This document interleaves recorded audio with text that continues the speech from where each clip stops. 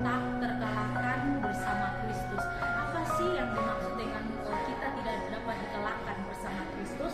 Paulus menulis surat ini, dia bukan sedang dalam keadaan yang bersuka cita, akan tetapi dia di dalam penderitaan sampai dia ada di dalam penjara. Nah, saudara, Paulus menderita akan karena memberitakan Injil kepada kita. Akan belajar bersama-sama bagaimana Paulus itu mengajarkan kita untuk tidak putus asa di tengah-tengah penderitaan yang kita alami. Nah, mungkin saya maupun Bapak Ibu dalam menghadapi proses bagaimana kehidupan ini berlangsung, mungkin harus menangis ataupun mungkin selalu di dalam kekhawatiran. Nah, saya mengajak untuk kita semua memiliki iman yang kokoh sama seperti Rasul Paulus. Nah, Rasul Paulus di tengah penderitaannya di dalam penjara, dia masih mau memberitakan Injil, bahkan mengirim surat kepada jemaat di Filipi. Bapak Ibu, saudara, memang di dalam kita menjalani kehidupan ini begitu banyak tantangan, bahkan pencobaan yang dialami, bahkan yang saya dan Bapak Ibu alami, yang terkadang kita tidak berdaya, bahkan selalu mengeluh, bahkan khawatir akan menjalani kehidupan ini. Kita perlu beriman atau bergantung sepenuhnya kepada Tuhan.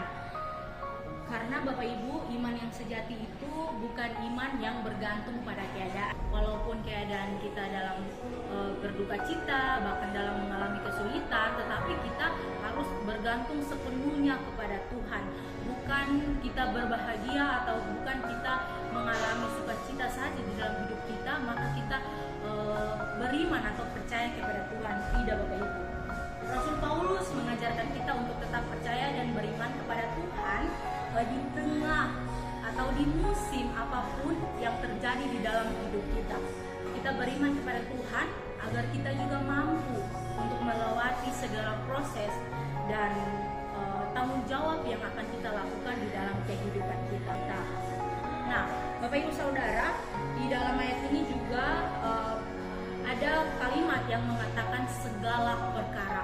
Apa sih yang dimaksud dengan segala perkara di sini?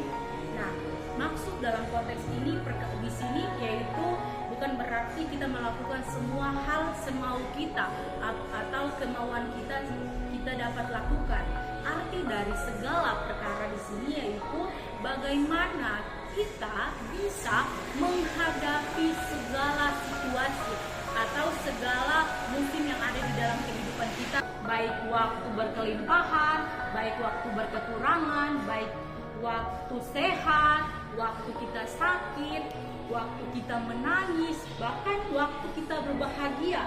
Dan segala situasi yang kita hadapi, terkadang saudara mungkin kita diperhadapkan dengan kekecewaan, bahkan penderitaan yang kita alami karena mungkin kita ditinggalkan, kita mungkin diizinkan oleh Tuhan untuk diproses melalui dengan pengkhianatan mungkin dari orang yang terdekat kita, keluarga, ataupun siapapun itu, saudara.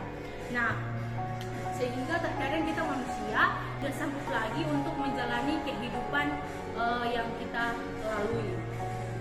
Saudara, ini merupakan izin atau proses yang Tuhan berikan untuk kita dapat menghadapi persoalan yang ada di dalam kehidupan kita. Nah, saudara, Rasul Paulus mengajarkan kita untuk kita itu selalu bergantung sepenuhnya kepada Tuhan, bahkan tidak perlu khawatir akan apapun permasalahan yang kita lalui, karena kekuatan dan pertolongan itu selalu datang dan berasal daripada Tuhan. Nah, saudara, ada juga kata tanggung, sebab Tuhan atau Dia, Allah, itu dapat menanggung apa yang kita rasakan.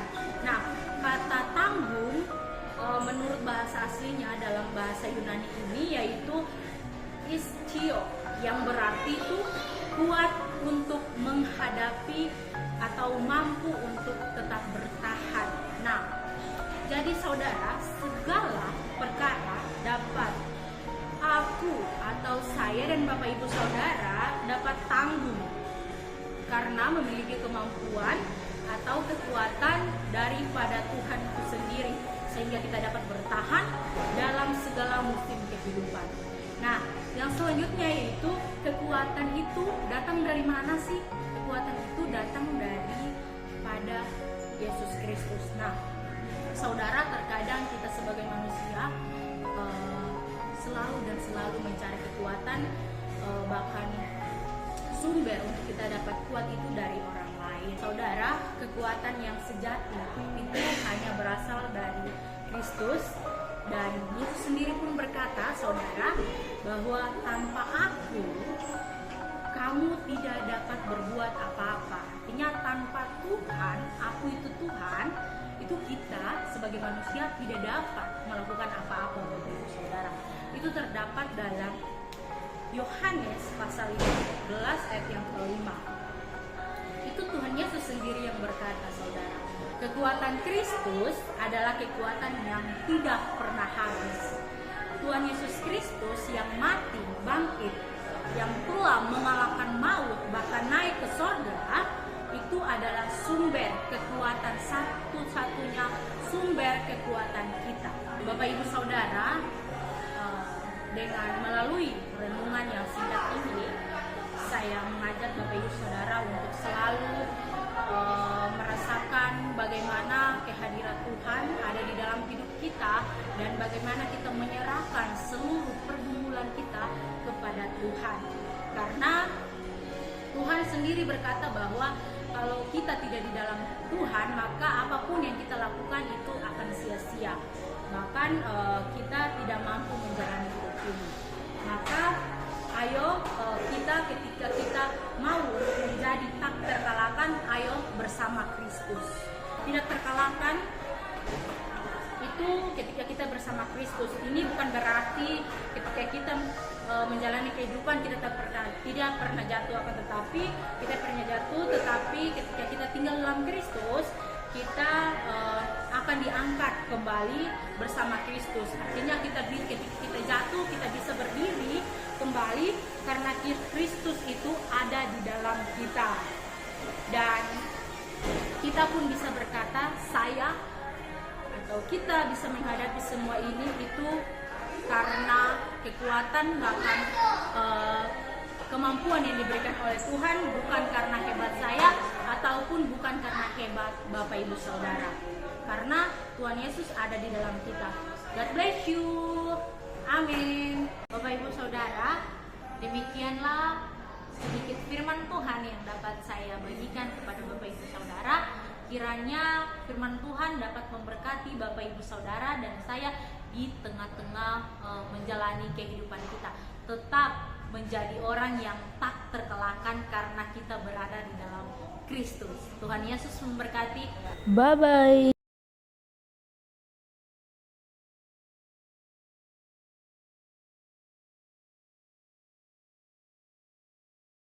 Bye-bye.